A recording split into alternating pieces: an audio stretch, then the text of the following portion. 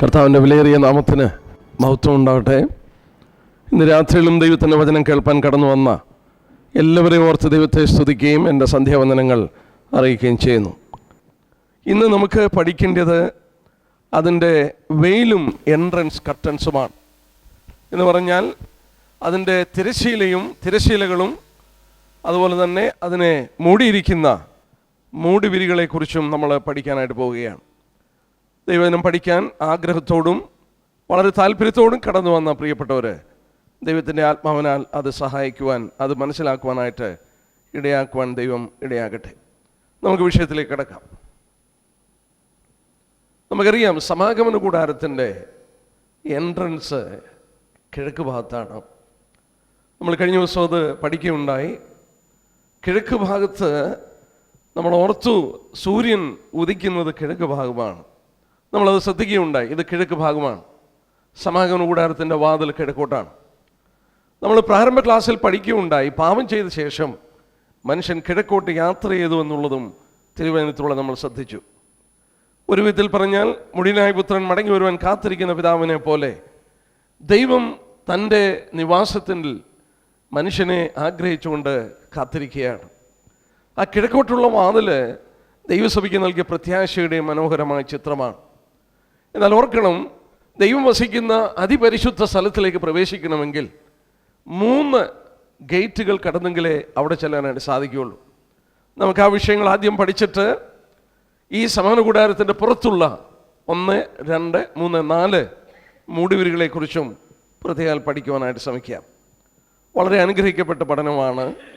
നമ്മുടെ കർത്താവിനെക്കുറിച്ച് കൂടുതൽ മനസ്സിലാക്കുവാനായിട്ട് ഇടയാക്കുന്ന അനുഗ്രഹിക്കപ്പെട്ട പാഠങ്ങളാണ് നമ്മളിവിടെ ശ്രദ്ധിക്കുന്നത്. നമുക്ക് ആ വിഷയത്തിലേക്ക് വരാം. ആദ്യത്തെ സെറ്റ്, 3 സെറ്റ് നമുക്ക് കർട്ടൻസിനെ കുറിച്ച് പഠിക്കാനായിട്ട് സാധിക്കുന്നുണ്ട് സമാഗമന കൂടാരത്തോടുള്ള ബന്ധത്തിൽ. ആദ്യത്തെ സെറ്റ് എന്ന് പറയുന്നത് അതിൻ്റെ ഗേറ്റാണ്. നമ്മൾ ഒരു ഗേറ്റിനെ കുറിച്ച് പഠിക്കുകയുണ്ടായി. അതിൻ്റെ ഏത് മനുഷ്യൻ അടുത്തു വന്നാലും ഈ ഗേറ്റിലൂടെ അല്ലാതെ കടക്കാൻ നിവൃത്തിയില്ല. ആ എൻട്രൻസ് ഗേറ്റിനെ കുറിച്ച് നമ്മൾ കാണുകയുണ്ടായി. അത് ഏറ്റവും വീതി കൂടിയ ഒരു ഗേറ്റാണ്. ഏതാണ്ട് 20 ക്യൂബിറ്റാണ്, 35 അടി വീതിയുള്ള ഒരു ഗേറ്റ്. മറ്റൊരു ഡോറ്, ലോകത്തിൽ അങ്ങനെ ഒരു ഡോറ് കണ്ടിട്ടില്ല. അതിൻ്റെ കളരും 5 ക്യൂബിറ്റേ ഉള്ളൂ. എന്തിനാ അത് വെച്ചിരിക്കുന്നതെന്ന് ചോദിച്ചാൽ, ഏത് ഭൂസീമാവാസികളും അടുത്തു വരുവാൻ, തടസ്സമില്ലാതെ കയറി ചെല്ലുവാൻ വിശാലമായ ഒരു വാതിൽ നമ്മുടെ കർത്താവാണെന്നുള്ളത് നമ്മൾ കാണുകയുണ്ടായി. ആ വാതിലിനെ കുറിച്ച് നമ്മൾ പഠിച്ചു. ഏതാണ്ട് 4 തൂണുകളിൽ 4 നിറമുള്ള നൂലുകൾ കൊണ്ട് നിർമ്മിക്കപ്പെട്ടു. മറ്റു വിധത്തിൽ ചിന്തിച്ചാൽ യേശുക്രിസ്തുവാണ് ആ വാതിൽ. ആ വാതിൽ യേശുക്രിസ്തുവിനെ വരച്ചു കാണിച്ചത് 4 സുവിശേഷകന്മാർ. 4 സുവിശേഷത്തിലൂടെ 4 തൂണുകളിൽ വരച്ചു പിടിച്ചിരിക്കുകയാണ് 4 നിറമുള്ള നൂലുകൾ കൊണ്ട് നിർമ്മിക്കപ്പെട്ട ആ ഗേറ്റ്.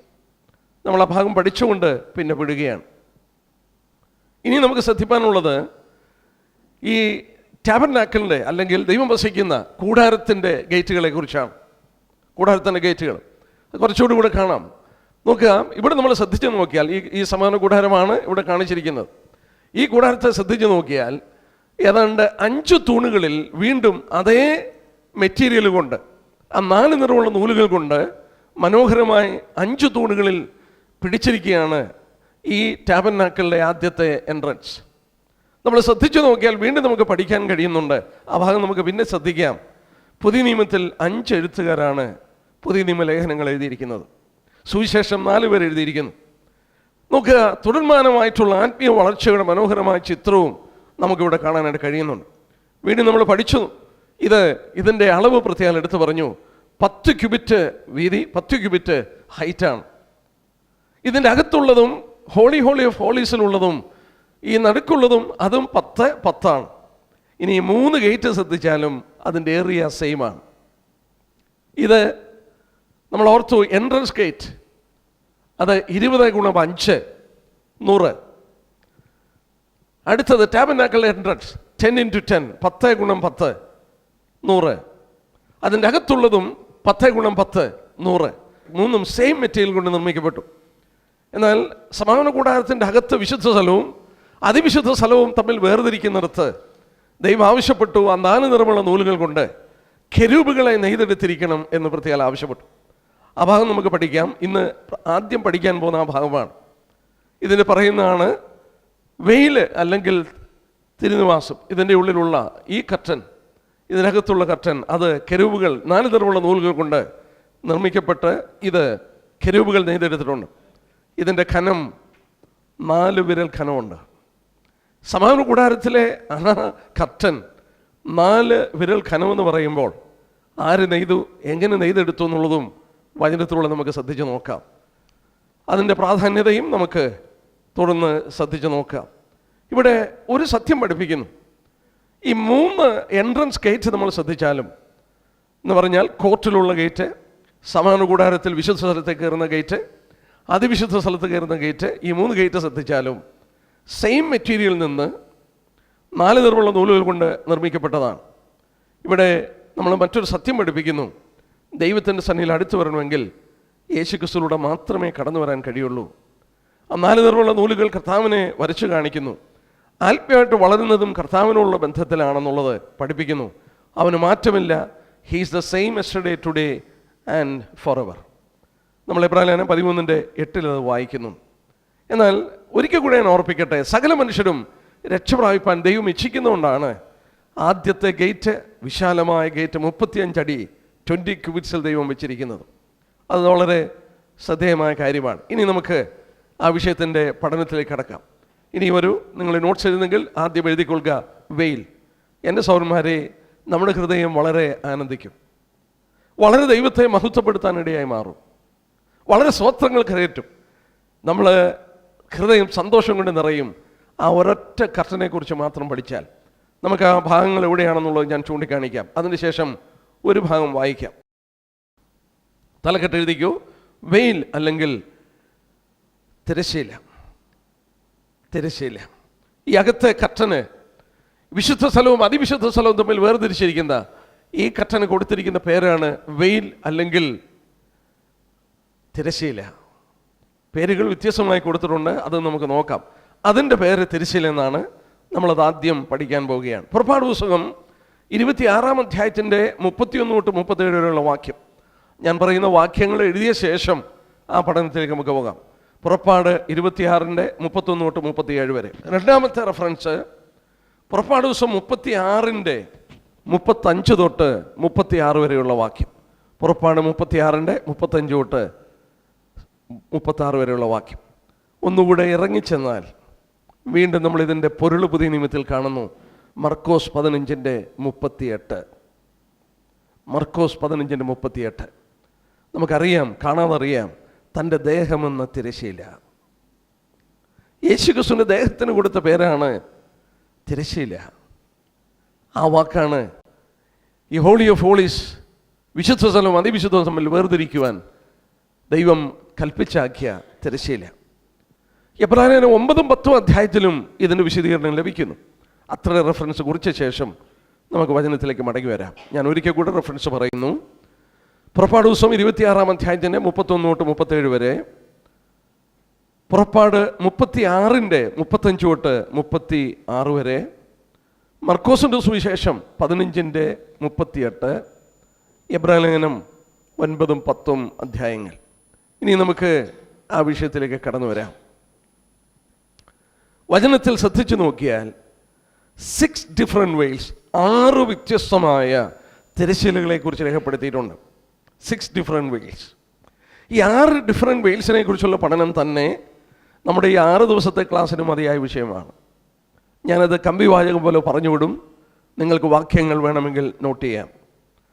നമ്മൾ ആദ്യത്തെ വെയിലെന്ന് പറഞ്ഞാൽ, തിരശ്ശീല എന്ന് പറയുന്നത് നമ്മളിപ്പോൾ പഠിക്കുന്ന വിഷയം, അതിൻ്റെ റെഫറൻസ് നോട്ട് ചെയ്തു. രണ്ടാമത്തെ തിരശ്ശീല ശലോമോൻ പണിത ദേവാലയത്തിൻ്റെ തിരശ്ശീലയാണ്. 2 ദിനവൃത്താന്തം 3-14. 2 Chronicles chapter 3 verse 14. 2 ദിനവൃത്താന്തം 3-14. ശലോമോൻ നിർമ്മിച്ച ദേവാലയത്തിലെ തിരശ്ശീല. മൂന്നാമതൊരു തിരശ്ശീലയെക്കുറിച്ച് പറയുന്നു, ദ വെയിൽ ഓഫ് മോസസ്. മോശ മുഖം മൂടിയ തിരശ്ശീല.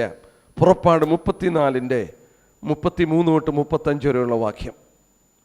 എന്താ അവിടെ പറയുന്നത്? മോശ പർവ്വതത്തിൽ നിന്ന് ഇറങ്ങി വന്നപ്പോൾ ജനത്തിന് അവൻ്റെ മുഖത്തോട്ട് നോക്കുവാൻ കഴിഞ്ഞില്ല. ദൈവശോഭ അവൻ്റെ മുഖത്ത് പ്രതിഫലിച്ചപ്പോൾ ആളുകൾക്ക് നോക്കാൻ കഴിഞ്ഞില്ല. മോശ ഒരു തിരശ്ശീലയെടുത്ത് തൻ്റെ മുഖം മറച്ചു. Veil was necessary to conceal the glory from the mortal eyes of man. മർത്യനായ മനുഷ്യൻ്റെ മുന്നിൽ മോശയുടെ മുഖത്തെ ശോഭ മറയ്ക്കുവാൻ ഒരു തിരശ്ശീല ആവശ്യമായിരുന്നു. പുറപ്പാട് 34:33 തൊട്ട് 35 വരെയുള്ള വാക്യം. 4-ാമത്തെ റെഫറൻസ് എബ്രായലേഖനം 10-ാം അധ്യായത്തിൻ്റെ 19-20 വാക്യം. ആ വാക്യം നമുക്ക് വായിക്കാം, കാരണം അത് ഇനി നമ്മൾ ധാരാളമായി നമ്മൾ പഠിക്കുന്ന വിഷയത്തിൽ കടന്നു വരും. എബ്രായലേഖനം 10:19-20 വരെ ദ വെയിൽ ഓഫ് ക്രൈസ്റ്റ് ഫ്ലഷ്, ക്രിസ്തുവിൻ്റെ ജഡത്തെ കാണിക്കുന്ന ആ തിരശ്ശീല. ആ വാക്യം നമുക്കൊന്ന് വായിക്കാം. ആ വാക്യം ശ്രദ്ധിച്ചാട്ടെ, എത്ര കൃത്യമായി, എത്ര ക്ലിയറായിട്ട് ദൈവത്തിൻ്റെ ആത്മാവ് നമുക്ക് മനസ്സിലാക്കി തരികയാണ്. എബ്രായലേഖനം 10:19-20. അതുകൊണ്ട് സഹോദരന്മാരെ, യേശു തൻ്റെ ദേഹമെന്ന തിരശ്ശീലയിൽ കൂടെ നമുക്ക് പ്രദർശിച്ച ജീവനുള്ള പുതുവഴിയായി തൻ്റെ രക്തത്താൽ വിശുദ്ധ മന്ദിരത്തിലേക്കുള്ള പ്രവേശനത്തിന് ധൈര്യവും ദൈവാലയത്തിൽ മഹാപുരോഹിതനും നമുക്കുള്ളതുകൊണ്ട് ദുർമനസാക്ഷി നീങ്ങുമാറ് ഹൃദയങ്ങളിൽ തളിക്കപ്പെട്ടവരും ശുദ്ധവെള്ളത്താൽ ശരീരം കഴുകപ്പെട്ടവരുമായി വിശ്വാസത്തിൻ്റെ പൂർണ്ണ നിശ്ചയം പൂണ്ട് പരമാർത്ഥ ഹൃദയത്തോട് അടുത്ത് ചെല്ലുക. വളരെ വ്യക്തമായിട്ട് അവിടെ രേഖപ്പെടുത്തിയിട്ടുണ്ട്, യേശു തൻ്റെ ദേഹമെന്ന തിരശ്ശീലയിലൂടെ. കർത്താവിൻ്റെ ശരീരത്തിന് കൊടുത്ത പേരാണ് ദേഹമെന്ന തിരശ്ശീല, the human frame of Christ. ക്രിസ്തു ഈ ഭൂമിയിൽ ഒരു മനുഷ്യനായി അവതരിച്ചപ്പോൾ ദൈവമഹത്വം അവൻ മൂടിയിരിക്കുകയായിരുന്നു. There was a veil. അവൻ്റെ ശരീരം ആ ദൈവമഹത്വം മറച്ചിരുന്നു. ഒരിക്കൽ മാത്രം ആ മഹത്വം വെളിപ്പെട്ടു വന്നു. മറുരൂപമലയിൽ മത്തായി 17:2 വായിക്കുന്നുണ്ട്, അവൻ്റെ രൂപം മാറി, സൂര്യനെ പോലെ മുഖമായി. നോക്കുക, അവൻ തേജസ്സുള്ളവനായി അവനെ മറുരൂപമലയിൽ കണ്ടു. ഒരിക്കൽ അവൻ്റെ മൂടിയിരുന്ന തേജസ് പുറത്തു വന്നു. അഞ്ചാമതായിട്ട് ദ വെയിൽ ഓഫ് അൺബിലീഫ്, അവിശ്വാസത്തിൻ്റെ തിരശ്ശീല. 2 കൊരിന്ത്യർ 3-ാം അധ്യായം അതിൻ്റെ 13 തൊട്ടുള്ള വാക്യം, 13 തൊട്ട് 16 വരെയുള്ള വാക്യം. ഇസ്രായേൽ മക്കൾ കാണാതെ വണ്ണം മോശ തൻ്റെ മുഖത്ത് മൂടുപടമിടുന്നത് അല്ല, എന്നാൽ അവരുടെ മനസ്സ് കഠിനപ്പെട്ടു പോയി. പഴയ നിയമം വായിക്കുമ്പോഴൊക്കെയും ആ മൂടുപടം നീങ്ങാതെ ഇന്ന് വരെ ഇരിക്കുന്നല്ലോ, അത് ക്രിസ്തുവിൽ നീങ്ങിപ്പോകുന്നു. എന്താ അവിടെ പറയുന്നത്? അവർ ദൈവവചനം വായിക്കുമ്പോഴൊക്കെ, ഈ പഴയ നിയമ യഹൂദന്മാർ ഈ തിരുവചനം വായിക്കുമ്പോഴൊക്കെ അവരുടെ മുഖത്തൊരു മൂടുപടം കിടക്കുകയാണ്. അവർക്കത് വേണ്ടവണ്ണം മനസ്സിലാക്കാൻ സാധിക്കുന്നില്ല. യേശു ക്രിസ്തു മറഞ്ഞിരിക്കുകയായിരുന്നു അവർക്ക്. കഴിഞ്ഞ ദിവസം നമ്മൾ പഠിക്കുകയുണ്ടായി, പരിജ്ഞാനത്തിൻ്റെ താക്കോൽ എറിഞ്ഞു കളഞ്ഞിട്ട് ക്രിസ്തുവിനെ മനസ്സിലാക്കുവാൻ ശ്രമിച്ചപ്പോൾ അവരെ ഇത് വായിക്കുമ്പോഴൊക്കെ ഒരു മൂടുപടം അവരെ മൂടിയിരിക്കുകയായിരുന്നു.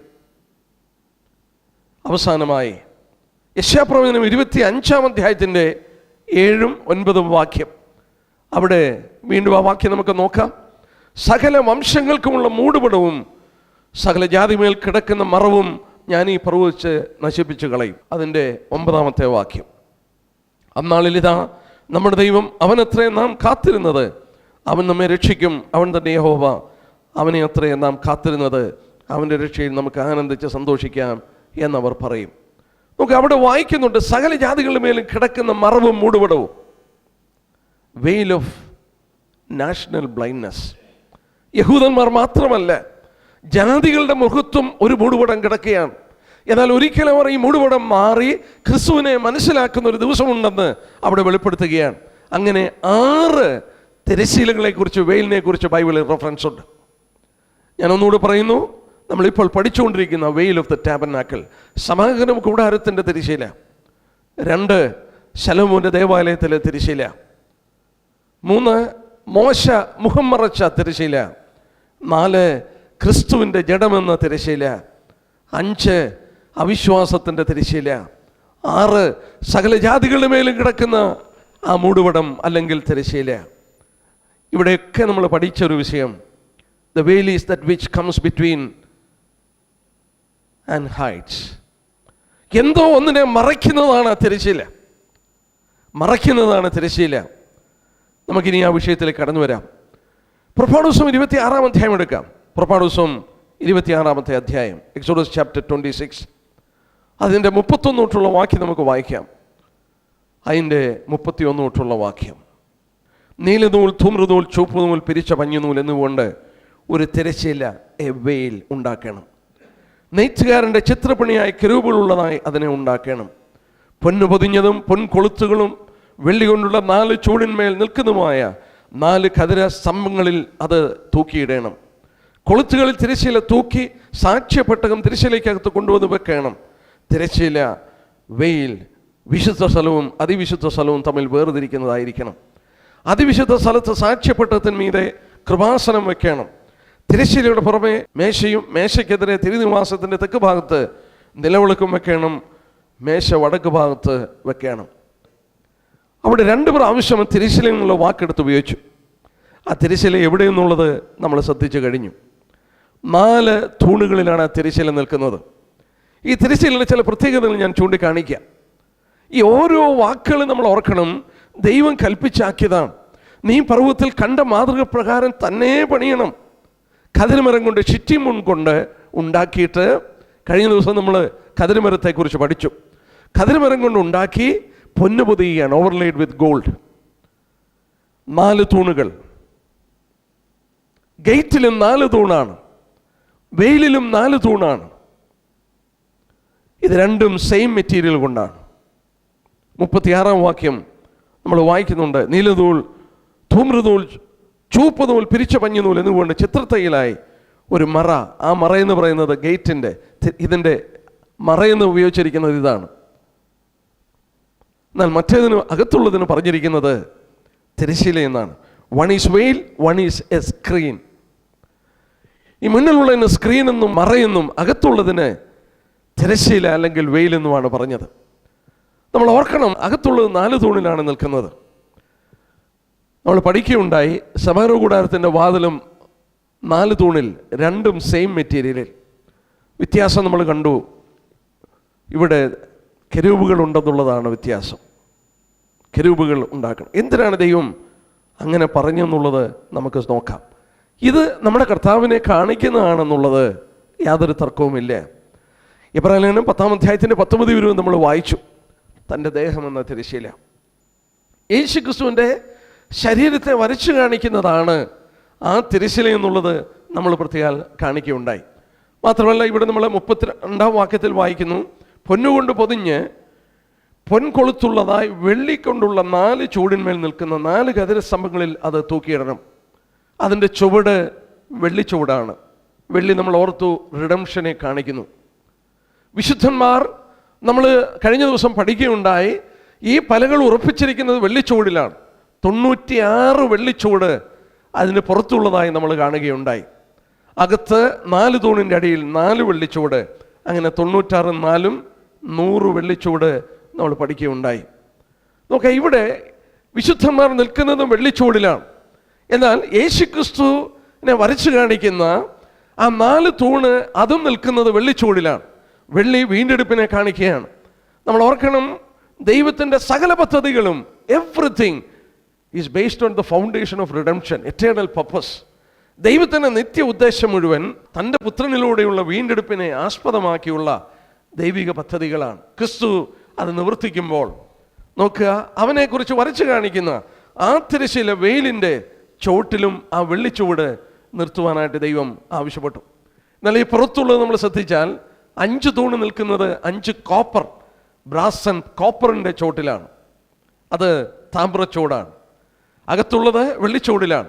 താമ്രത്തെക്കുറിച്ചും നമ്മൾ പഠിക്കുകയുണ്ടായി. ഇനി നമുക്ക് മറ്റൊരു കാര്യം കൂടെ നോക്കാം.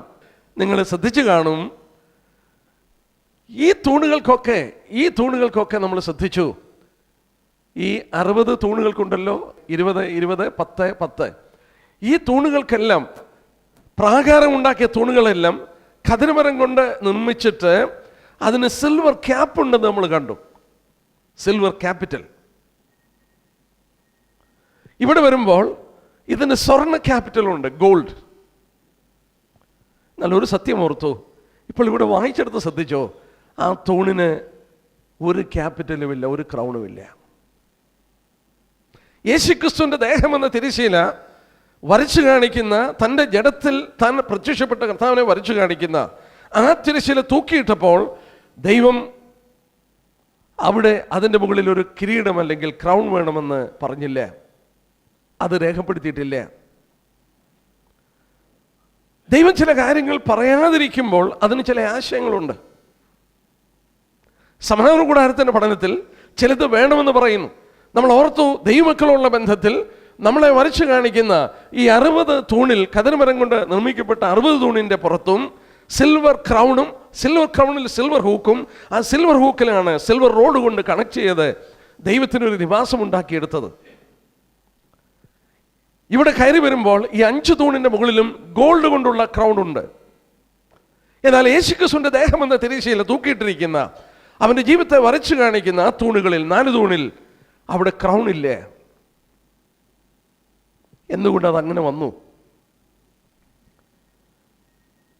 ഈ ഭൂമിയിൽ അവൻ മനുഷ്യനായി അവതരിച്ചപ്പോൾ അവൻ്റെ ശിരസിൽ കിരീടം ആരും കൊടുത്തില്ല. അവന് കൊടുത്തത് മുൾക്കിരീടമാണ്.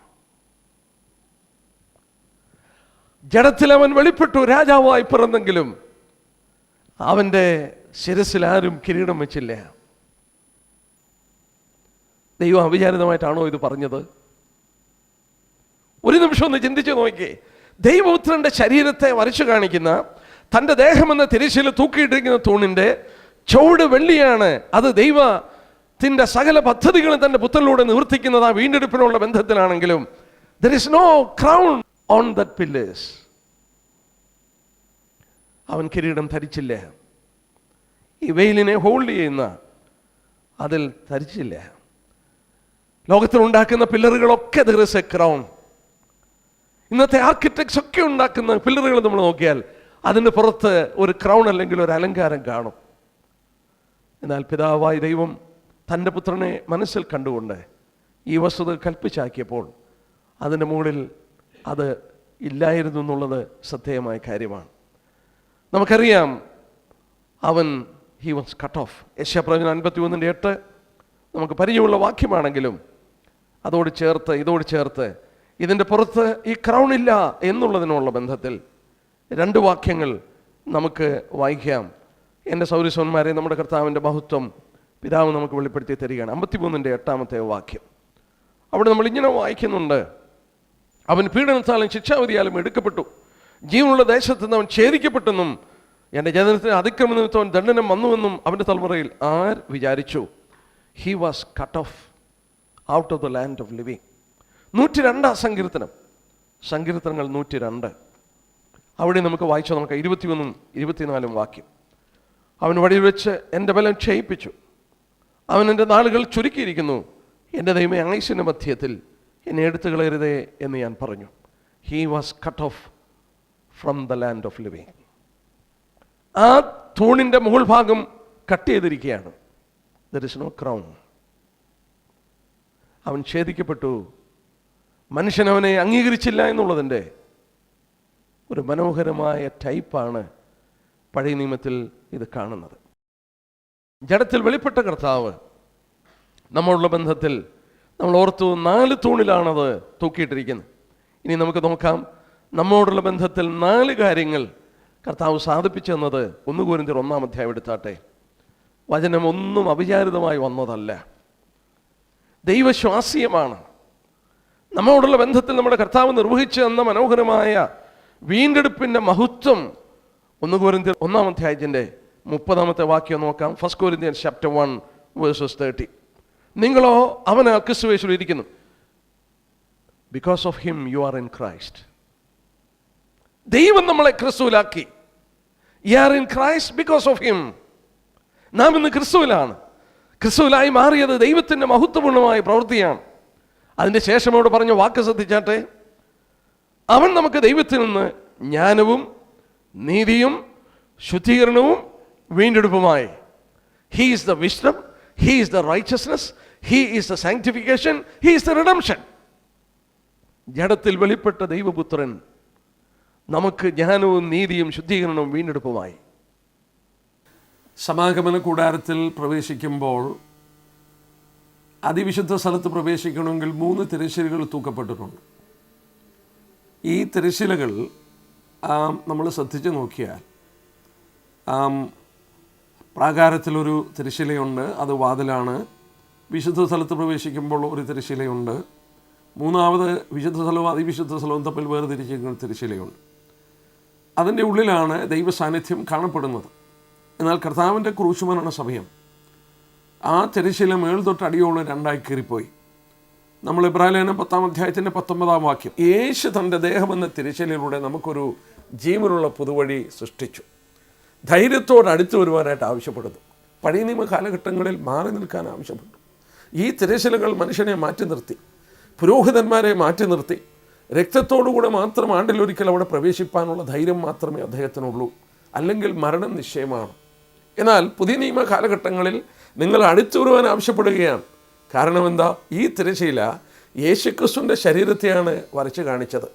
ആ ഈ ശരീരമെടുത്ത് ഭൂമിയിൽ വന്നു എന്നുള്ളത് മാത്രമല്ല, 33 വർഷം പാപരഹിതനായി ജീവിച്ചെന്നുള്ളത് മാത്രമല്ല, കാൽവറി ക്രൂശിൽ തൻ്റെ ദേഹം നമുക്ക് വേണ്ടി ചീന്തപ്പെടുമ്പോൾ ഈ തിരശ്ശീല കീറി ഒരു വഴി തുറന്നു കൊടുത്ത പോലെ ദൈവത്തിൻ്റെ അടുക്കൽ അടുത്തു വരുവാൻ നമുക്കൊരു ജീവനുള്ള പുതുവഴി തുറന്നു തരികയാണ്. നമ്മോട് അടുത്തു വരുവാൻ ആവശ്യപ്പെട്ടു. ധൈര്യത്തോടെ അടുത്ത് ചെല്ലുവാൻ കഴിയും. ഇന്ന് നമുക്ക് നല്ല പ്രാഗൽഭ്യത്തോടെ, നല്ല ദുർമനസാക്ഷി നീങ്ങി നല്ല ഒരു മനസാക്ഷിയോടെ ധൈര്യത്തോടെ ദൈവസന്നിധിയിൽ അടുത്ത് ചെല്ലുവാൻ കഴിയുന്നത് യേശുക്രിസ്തു തൻ്റെ ദേഹമെന്ന തിരശ്ശീലയിലൂടെ നമുക്ക് ഈ ജീവനുള്ള പുതുവഴി പ്രദർശിപ്പിക്കാം.